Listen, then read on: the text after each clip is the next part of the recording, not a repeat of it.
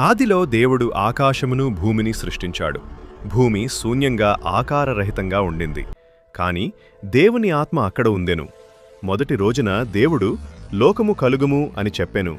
లోకము కలిగెను. దేవుడు లోకమునకు పగలు అంటూ అంధకారమునకు రాత్రి అంటూ పేరు పెట్టెను. రెండవ రోజున దేవుడు ఆకాశపు నీళ్లు మరియు భూమిపై నీళ్లను వేరు చేయుటకు ఒక విశాలమైన స్థలం కలుగుము అని చెప్పెను. దేవుడు ఆ స్థలాన్ని ఆకాశము అని పిలిచెను. మూడవ రోజున దేవుడు ఆకాశం కిందనున్న నీళ్లు ఒకేచోట చేరి పొడి భూమి ప్రత్యక్షమగుము అని చెప్పెను.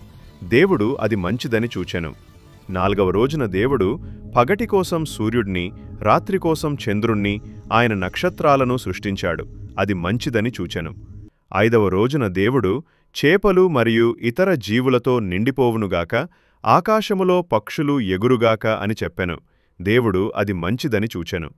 ఆరవ రోజున దేవుడు మృగాలను జంతువులను ఉత్పత్తి చేయుగాక అని తరువాత దేవుడు మనిషిని మన స్వరూపంలో చేయుదాము అని చెప్పెను. దేవుడు సృష్టించినది మంచిదని చూచెను. ఏడవ రోజు దేవుడు విశ్రాంతి తీసుకున్నాడు.